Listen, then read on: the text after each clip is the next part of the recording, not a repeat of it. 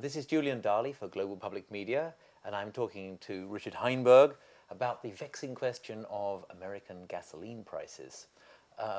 Richard, there is much press reporting in the American press about the very high gasoline prices that we're seeing now at the end of May 2007. Can you tell people a little bit more about why they're so high and and some of the reasons that are not the right reasons? Well, maybe I can start with the end of your question. There are a lot of folks who are saying, well, this is price gouging by the oil companies. And it's hard to say whether there might be a bit of element of that. And I don't want to sound like an apologist for the oil industry, because certainly they bear an enormous responsibility for the overall situation that we're in.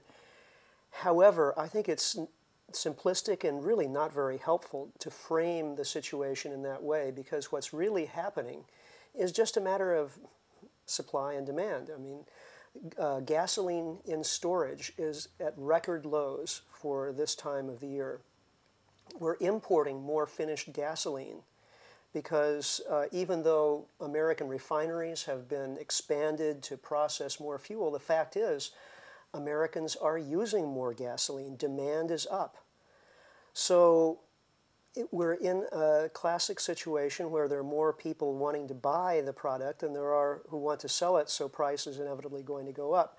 And the thing that really is the take-home message from all of this is that these high prices are not something that's going to go away once this driving season is over and we get back to some kind of normal condition. There is no more normal.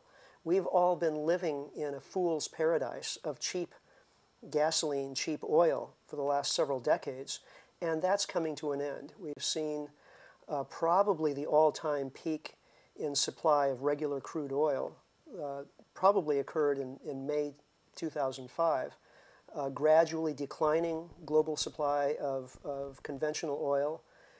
And as time goes on, that's going to result in higher and higher prices.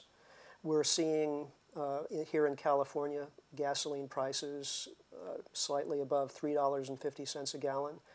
Probably this season we'll see $4 a gallon gasoline, and if there's hurricane activity in the Gulf of Mexico, we may see $5 a gallon gasoline prices. It's going to be painful. It's going to get people's attention. In the long run, I think it's actually a good thing that it gets people's attention, because this is a structural problem of our way of life. And it's not going to be solved by finding some bad guys somewhere to blame, even if they are indeed bad guys at one level or another. The fact is we're all complicit. We've invested in a way of life with our expectations and our habits, a way of life that really has no future. We have to change those expectations and habits. It's not just a matter of putting it all off onto the oil companies.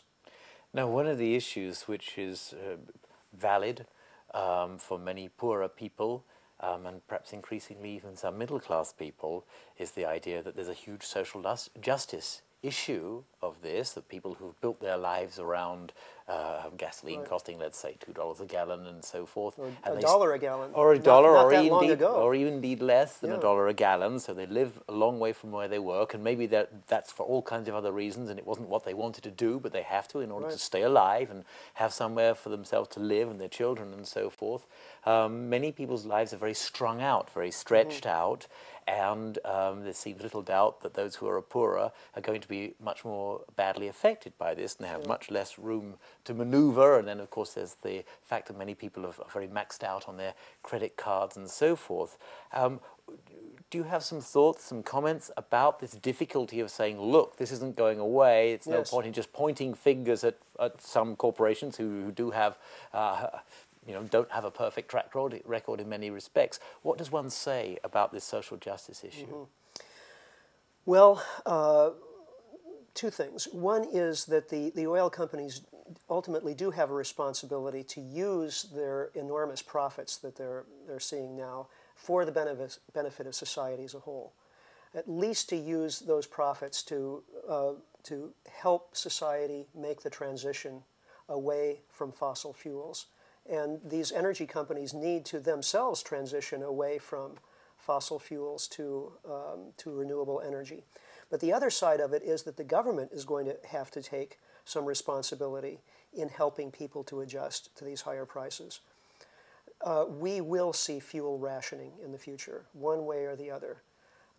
The way we're headed now is toward price rationing. In other words, supply, demand, and price will, in effect, ration the available fuel. If it's not as much as people would like to have, that'll just mean that the price will rise to the point where many people will be priced out of using it.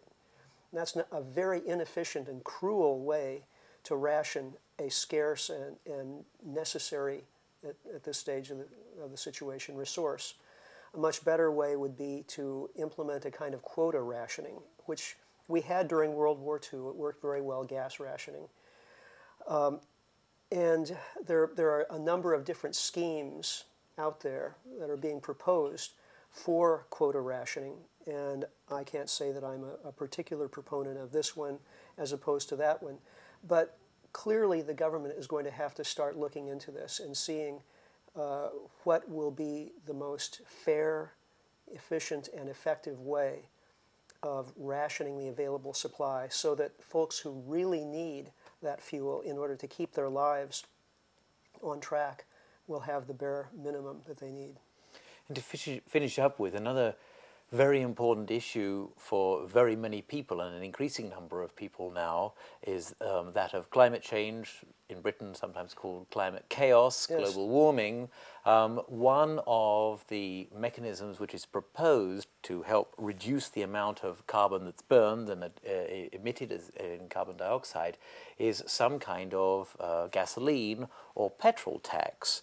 And yet, when this is tried or even suggested, there's usually a fairly loud ballyhoo against it. But if gasoline prices in the US, for instance, are reaching these historic highs, what chance do you think there is of politicians being able to bring in a tax on top of the already apparently high gas prices? Unfortunately, I think it's a very, very low chance here in the US. Americans don't like taxes.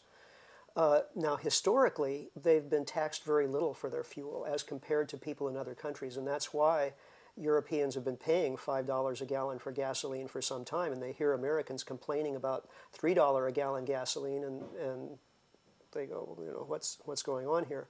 Well, yes,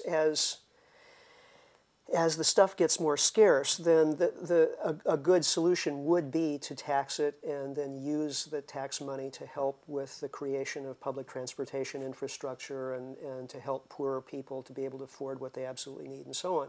That would make perfect sense. But politically, I think it's a non-starter in the U.S. And so therefore, I think probably some form of quota rationing is going to be much more palatable, much more politically likely to see the light of day. Thank you very much. For Global Public Media, this is Julian Darley.